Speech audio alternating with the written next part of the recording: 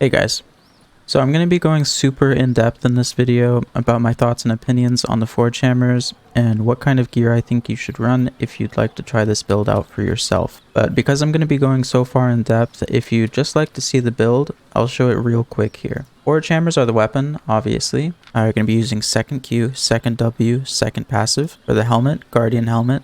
Third ability, first passive. Cultist robe, third ability, first passive. Soldier boots, second ability, second passive. For the cape slot, undead cape, potions, healing potions with invisibility potion swap, food, Avalonian pork omelet, preferably 0.1, and yep, that's the build. You're also going to be wanting a 2-second mount, like the Grey Wolf. Alright, that was that. Stick around to hear about the swaps, ForgeHammer's strength in general, and my thoughts and opinions on the weapon and build.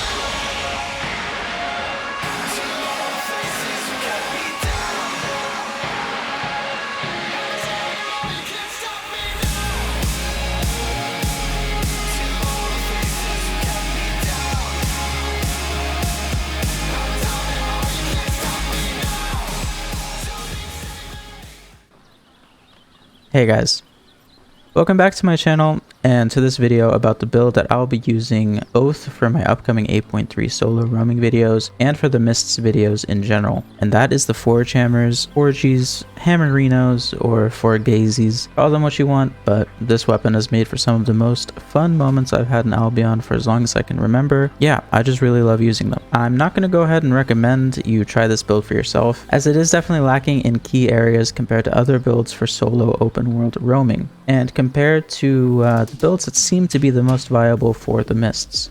But what the build lacks in competitive viability, it more than makes up for in what I'd like to call the BONK factor. So BONK is an acronym that I created, stands for bullshit, overpowered, no skill, and interchangeable last letter. But we'll just call it kidding. Because after you brutally defeat someone in an intense 1v1 situation, this is often what you'll find waiting for you in your whispers in-game. After calling the ForgeHammers a bullshit, overpowered, no skill weapon, people generally tend to either apologize or say that they were joking once they've gotten over the beatdown they've just received. Either that or they swap the K out for a certain 3-letter acronym that will usually result in that player getting chat banned if they choose to say it. Stay classy, Albion. Alright. BONK factor aside, let's talk about the actual build that I'm using, the reasoning behind each slot, and the potential swaps, just in case you have the cajones to try this build out for yourself. First off is ForgeHammers as the weapon. Pretty obvious, but since I've played ForgeHammers for so much at this point, I figure it's useful for me to share my opinions on it. I'd consider anyone using the one-handed hammer in the open world to be an absolute giga Chad. So why not use two?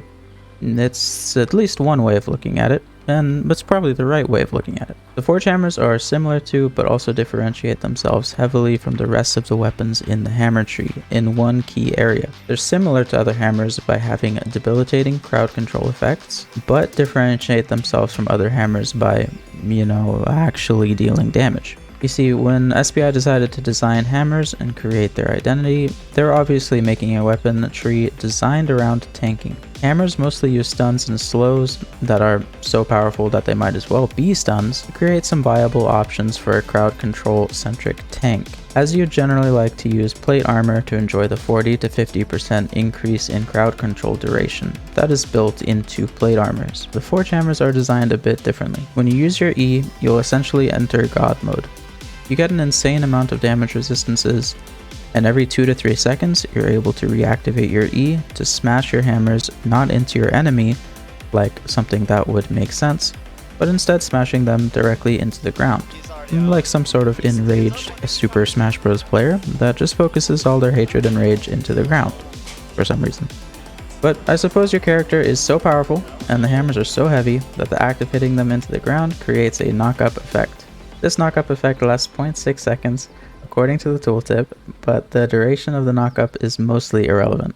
Instead, the power of the rapid knockups comes in its ability to interrupt and deal a heavy amount of damage, while also keeping your enemy close to you. For reference, the damage from one ForgeHammer slam is equal to, or even greater than, other hammers' entire E damage, but keep in mind you can use it up to 4 times per activation of your E. The combination of having very high resistances, a frequent and very powerful crowd control effect, and the damage means that while your ForgeHammer E is active, just about no melee weapon can outdamage you. And obviously there are some exceptions here, but you get my point. Alright, that's about enough of the ForgeHammer lore and backstory. Let's get into the skills. Alright, so first up, we're going to be taking the second Q. The second Q of the hammers offers some of the highest sustained single target damage in the game, as it deals pretty crazy damage for a Q slot ability, while only being on a 2-second cooldown. Pretty simple. If you plan on ganking gatherers or potentially even fights with insanely kite heavy builds, such as bows and spears, you could consider running the first Q, since it has a very strong slow, although I would caution against trying this, as you will essentially be lowering the main damage output of your build by 50%. The third Q option, in my opinion, is just not viable to be played as a solo player. However, there is a variation of this build that focuses on attack speed with the Hunter Jacket, where the third Q is the best option. I, however, believe this build to be inferior to my build, so try it at your own risk. Secondly, let's talk about the W slot. You'll essentially always want to be on slowing charge. Slowing charge is a great mobility ability, dashing 12 meters every 15 seconds, as well as slowing anything you hit or really even get close to by 50%. The only time you wouldn't take slowing charge on ForgeHammers is if you're in a group already, or in some niche situations. For example, using Knockout to essentially remove a player from a fight. Knockout is also a great skill for doing challenging PvE encounters, as you can stun non-boss enemies for, well, up to 20 seconds on a pair of 8.3.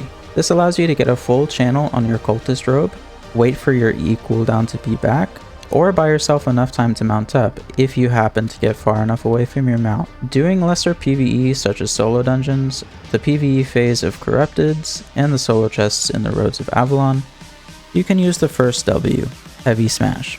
This ability does an absolutely ridiculous amount of damage, makes the ForgeHammer's clear speed actually surprisingly fast, but again offers no mobility, so you can't really use it as a solo player in the open world, unless you have a death wish. So I already talked about the E a few minutes ago, but it's worth pointing out that it gives you a 50% slow in a large radius around your character for the entire duration, making it even more difficult to get away from. This means that the ForgeHammers combo very nicely with the Stalker Jacket and Hellion Jacket. However, personally, I enjoy the ridiculous amount of percent damage you gain from using cloth robes. Also important to note is that you will need to fit in about 10% cooldown reduction into the build to be able to use your E smash 4 times per use of your E.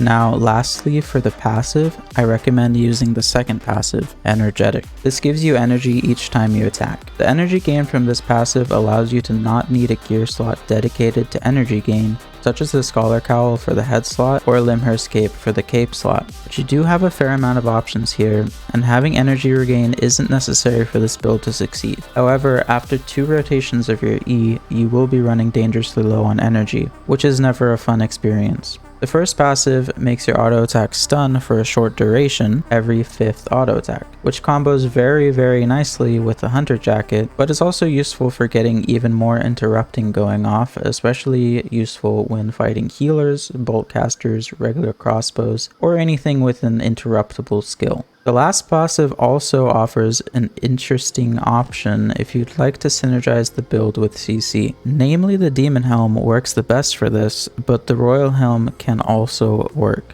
With this passive, every 4 auto attacks, you'll gain a 50% crowd control duration buff, so if you time this right with using a strong crowd control effect, that effect will be as strong as if you were using plate armor. Please note, however, that this ability isn't particularly strong without synergizing with the previously mentioned helmets, as the only realistic synergy it has with the ForgeHammers is with the slows from slowing charge and the first Q, but the effect of diminishing returns renders this mostly useless.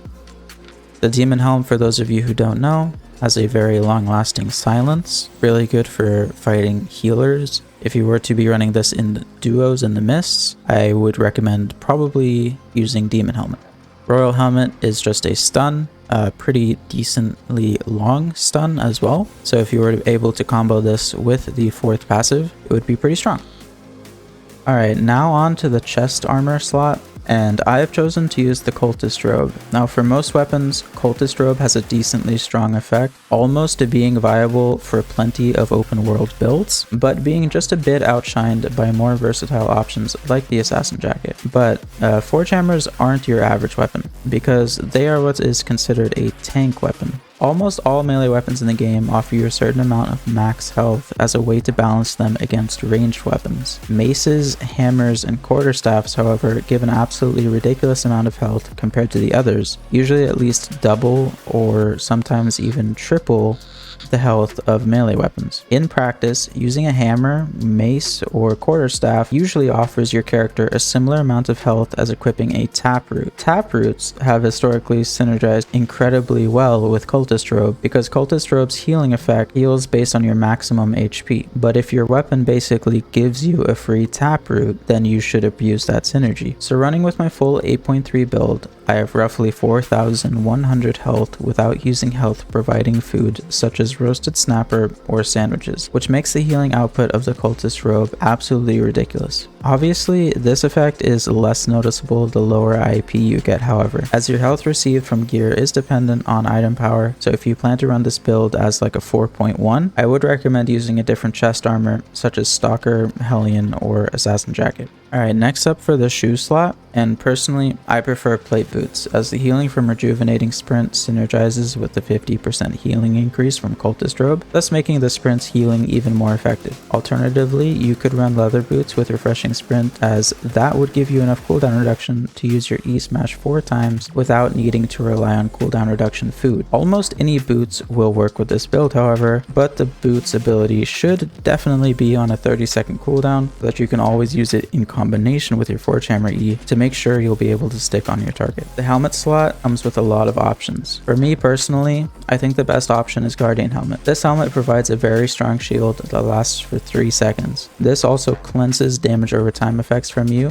which makes pesky cursed players cry in their gaming chairs. As mentioned previously, however, if you use the 4th passive on the ForgeHammers, Demon Helm and Royal Helm can become viable options. However, the success rate of you pulling off this combo is hard to guarantee when fighting kite heavy builds like spears and bows, as auto attacking them should come second to using your Q for damage. Demon Helmet can be used to hinder bows from using their like 18,000 different spells for escaping you, but at the end of the day, you'll be wishing that you were on Guardian Helmet if they're using Poison Shot as their Q ability. Also, Guardian Helmet cleanses Mage Cowl, another incredibly popular item for solo players. On top of all that, the shield amount does synergize with your 50% healing increase from using Cultist Robe, resulting in an even larger shield. I personally believe the greatest upside of all, if you're using a 2-second mount up time mount, such as the Grey Wolf, you can use your Guardian Helmet and immediately start mounting to essentially always be able to mount without your enemy being able to stop you without the use of hard CC. For the cape slot, this one is really simple. It's the Undead Cape. Just use the Undead Cape. There is an argument to be made about Thetford Cape for having even more damage, but just use the Undead Cape. It's definitely the best cape.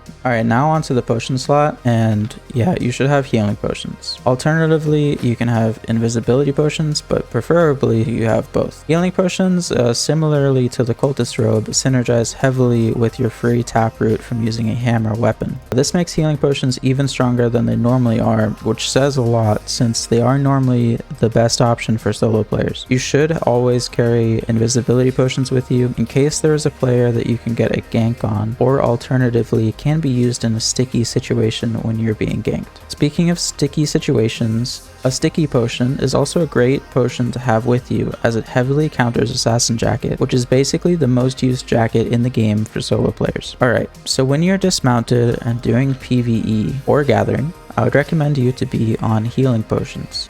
That's because if anyone tries to gank you with an invisibility potion, you'll have a massive advantage over them, just from your potion slot. If you are in danger of being ganked by multiple people, you could consider having invisibility potions equipped, because as long as you can make enough distance from the gankers, using Guardian Helmet and then using an invisibility potion will ensure your invisibility won't be broken from something like a bleed from axes or cursed sacks. Okay, now for a heavily controversial topic, and that's the food option. I say controversial because just about any food will work with this build, so people will have different opinions on this. I welcome you to share your opinion down in the comment section below, but please refrain from acting like I haven't thought about the specific food that you mentioned, because trust me, I have. Alright, the best food to use for this build is a T7 Avalonian pork omelet, preferably a 0.1 enchanted one. So I've been talking a lot about the health increase from using a hammer and how that synergizes with the cultist robe and healing potions. So you might be asking, why not roasted pure mist snapper or even beef sandwich? Well, the answer to that is diminishing returns. Not because you actually receive diminishing returns from stacking health, but at a certain point, getting more health shouldn't be your main priority. Avalonian omelets have a very interesting effect in giving you a percentage defense increase, similar to the defense increase from plate and leather armor passives, as well as shields. Percentage defense increases are insanely strong because, as far as I know, and feel free to correct me on this, but if you, for example, have 15% defense as a stat, the damage you receive from players will be reduced by a flat 15%, applying after the reductions from your armor and magic resistance stats. 7.1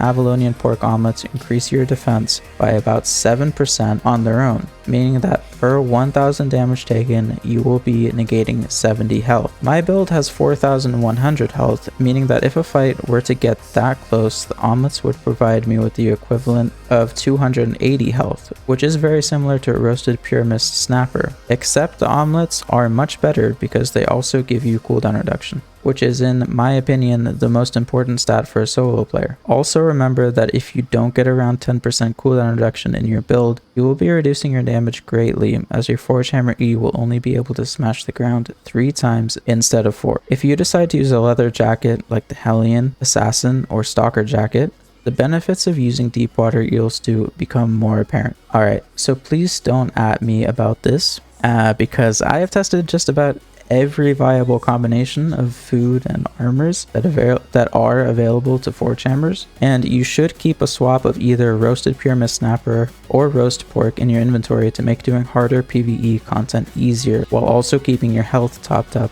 in case you get ganked. Of course, pork pies are always recommended to bring with you if you have any plans whatsoever of gathering. Alright guys, that was really it for this build. If you have any suggestions, please leave them down in the comment section below. Alternatively, if you guys want to see a video where I go more in depth on the different matchups that the ForgeHammers have, please also leave that down in the comments. If you liked this video and want to see more like it, please drop a like and subscribe to my channel. I appreciate you guys so much for watching and supporting my channel this far, and yeah, have a good one.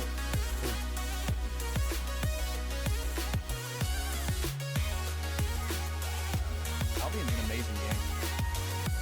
Absolutely amazing.